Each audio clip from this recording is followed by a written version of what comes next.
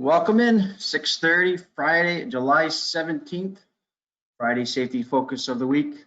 Weather looks like we had some good afternoon or evening rain showers throughout the early morning. It looks like it's pushing off to the east, and it's going to be mostly cloudy and then clearing up as the day goes this afternoon.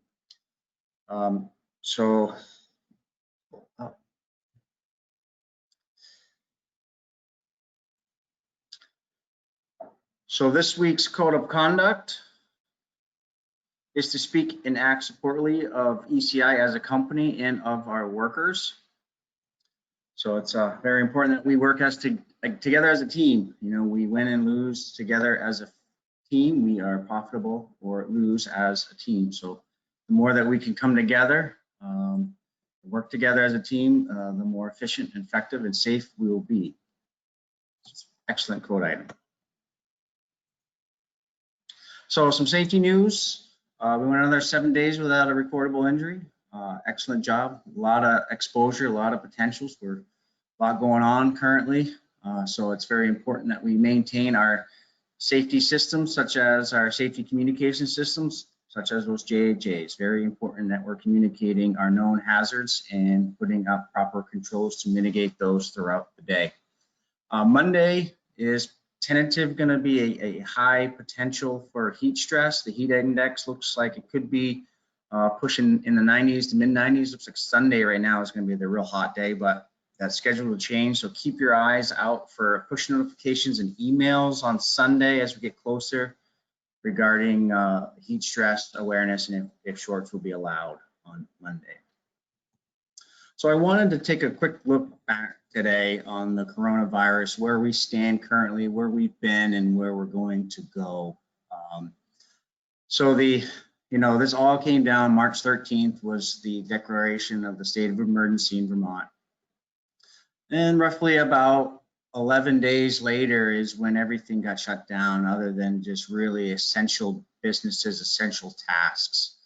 And then it was a good, half a month, close to a month, when we were all pretty much on idle and it was kind of touch and go, didn't quite know how we were going to reopen. And that's when teams of 2 came out and our outdoor low risk activities were allowed. And then the following week, we pretty much became able to really restart and get back into the swing of things when they allowed 5 people on a job site. So we had roughly about 5-6 weeks of uncertainty.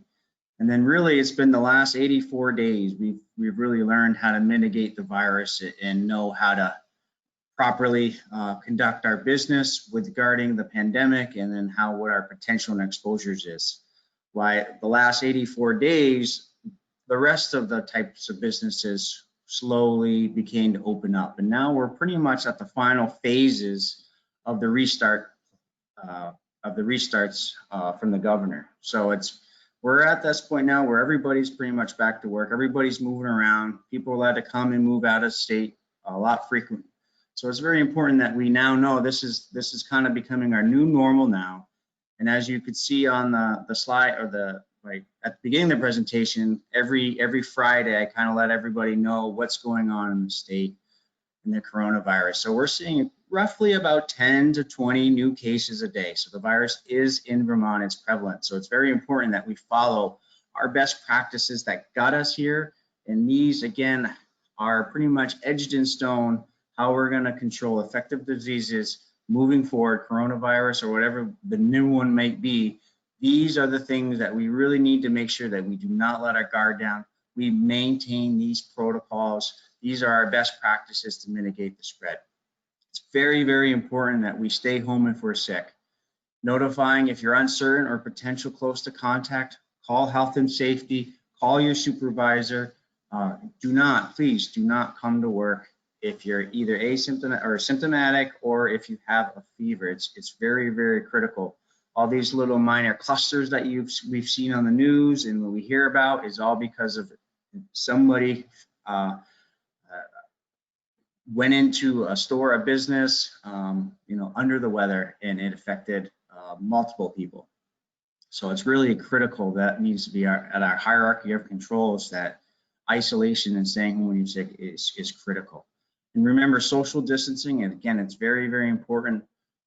I understand we can sometimes get complacent, but it's very important that we always try to maintain 6 feet at all times. Right now, it's definitely a very good practice to talk to your fellow coworkers and to do yourself. Personal hygiene, again, very critical. Just make sure you're washing your hands, having that hand sanitizer available on all of our projects, making sure that we have disinfection spray, common surfaces, we're wiping them down, we're keeping things clean, we're not just bouncing in and out of equipment or tools without cleaning it. Again, these are all the best practices to prevent the spread, to mitigate the virus throughout engineers construction, but also throughout Vermont and also the United States. And then wearing that facial covering, it's pretty well known now that this virus spreads dramatically through droplets when you're speaking, talking loudly, sneezing, coughing. When you projectile any type of spit or saliva, that's really how people are getting infected the most. So that facial covering is very critical. When you can't maintain that 6 feet social distances, wear a mask, put one on, have one readily available. So if you need to have a close contact with somebody in a noisy environment or wherever, maybe in a trench per se, making sure that we have those facial coverings readily available. We have plenty in the tool crib. So if you don't have one, please, I urge you to make sure that we always have one readily available. Because together we can make a difference, and it's going to take all of us together to maintain this spread, because this virus is always around us. It's going to be for the next, we don't even know how long, could be 6 months, 7 months, 8 months. What we can do is we can control the spread where it is moving at a snail's pace instead of rapidly through our communities and throughout our state. And it's a high potential, everything that's going on in the southern part of the state now, it's prevalent, it's around us. So it's very important that we follow these 5 main points, and we live them, we breathe them, we speak them, we act and help each other out when we're not following these 5 important steps. So it's really one I want to highlight today, because I think it's important. We haven't really talked about it in the last couple of months, and it's going to be very important as we move throughout the construction season, that these are really one of the most important 5 things that we do each and every day, is making sure that we have our coronavirus infection disease precautions and best practices in place at all times. With that said, I'll pass it over to Ken for the rest of our presentation. Morning, Matt. I think we have to start stepping up our game on this. We've seen a couple situations, even within the company, where people who had situations outside of the company have been isolated and put in a quarantine situation because daycare or whatever the situation might have been. And what we want to be careful of is that we don't have the same situation happening within the company, so that we have crews or great parts of the company that get shut down and quarantined. So despite using all the practices and the guidelines that were required and are recommended, you can still, if you're in close contact, put in in that situation where those requirements are imposed on us to be away from work. So I think we have to get back to the thinking where if you need something from the tool crib, you call ahead, and Elliot organizes it, puts it out for you. And when yourself, Matt, myself, or the project manager or anyone goes to a job site, we have to be more isolated from the workers and everybody. Focus our personal contact with individuals and try to keep more distance, so we don't, if I suddenly was a person who was infected, that we don't have to go to everybody who I've interacted with throughout the day, which could certainly put us in a situation where multiple parts of the company are shut down by the state. So I want to get back towards that, especially right now. It seems like that's starting to heat up a little bit. in the number of cases in Vermont even. We see it certainly in the South, in the Atlantic states and South there, where it's becoming such a problem that these things happen. So we want to be very cautious and try to, if we do have that problem, try to isolate it as much as possible. All right, so let's see, I'm going to get to my email. Here we go. So no new announcements this week. We have the form that was submitted or distributed last week in the paychecks, which is again a required mandatory form, the health declaration form, and we all have to fill one out. I've done mine and send them to Sarah by the 31st, the end of the month. This link in the middle here underlined will get you the form if you don't have it. And also you can stop by the office or call ahead. Let's remember this protocol we should be following is to check with the people that we need to have a transaction with by phone before we actually drop something off rather than come in. So that's something that's got to get done by everybody in the company. It's mandatory by the state. So the protocols for the COVID, the policies, the information are all summarized on these 4 links. So if you need them, they're available. This week we're profiling the Burlington Bike Path Rehab. That's phase 3, and this is our 2020 edition of the project. The Burlington Greenway is what they now call it, what the city now calls it, and that's in Burlington. ECI is contracted with the Burlington Department of Public Works for the phase 3 rehab of the bike path. The project started last summer with work on the south end, starting at Queen City Parkway to Home Avenue. And we also completed a short segment off from Lakeside.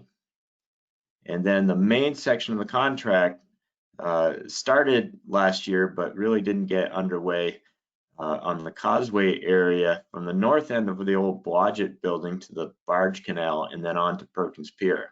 This later work was initially delayed due to permitting, and then that delay became worse when the high water hit in the fall, which was primarily the October Halloween storm.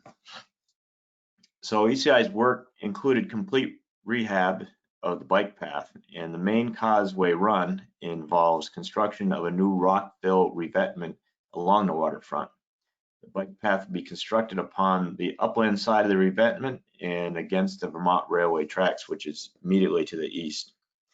This is a poster type image by the city, and it's pretty cool. They have our name on it, included with the engineer, the public work, or the public works area, and also the Parks and Recreation.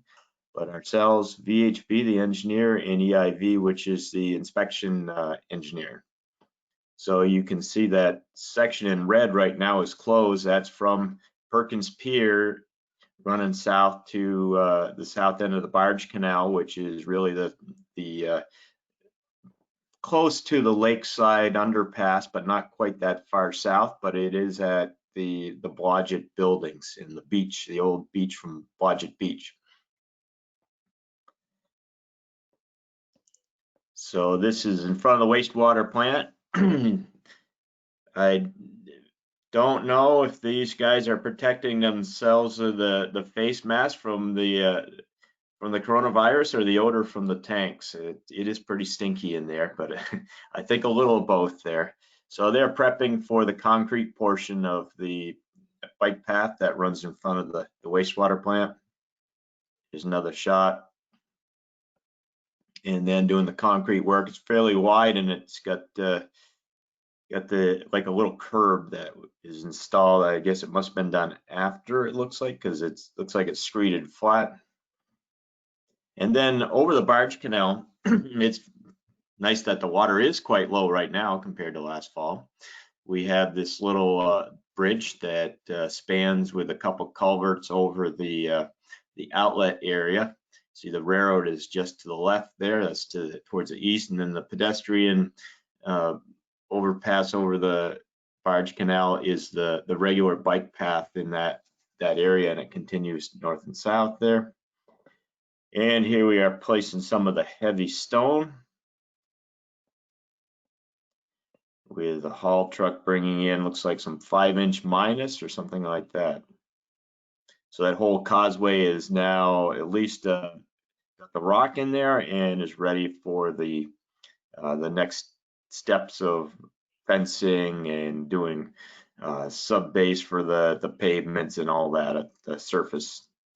And then there is a link there to the Greenway project website, and you can check that out.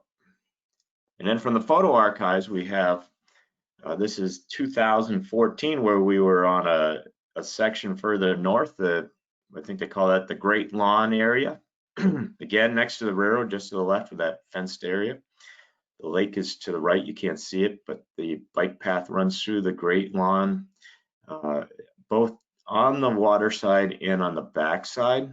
This is more the back side, and we installed this reinforced lawn area. You can see in the center of the picture, that textured area. It is a kind of a wired together, celled cement-based product that they form mats, and you can grow grass through them. And I'm sure now it looks like just a lawn, and it's just structurally more stable.